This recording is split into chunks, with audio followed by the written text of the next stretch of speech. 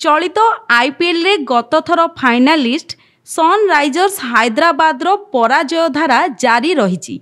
रविवार Gujarat titans 7 wicket रे एही दल को परास्त करिछि।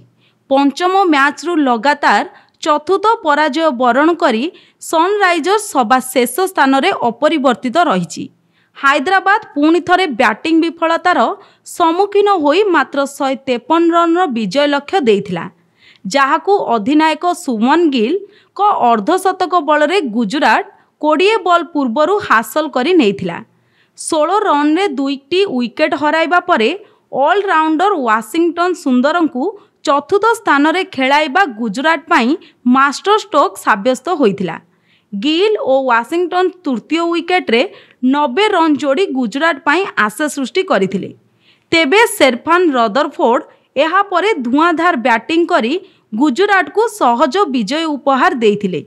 प्रतियोगितार सबुठारु शक्तिशाली बैटिंग बाहिनी थिले मध्य दलरे जे उन्नत तालमेल एवं बलिष्ठ रणनीति रे अभाव रहिछि ताहा सनराइजर्स हैदराबाद पाळीरु पुणी थरे प्रमाणित होइथिला। Bureau report, public media.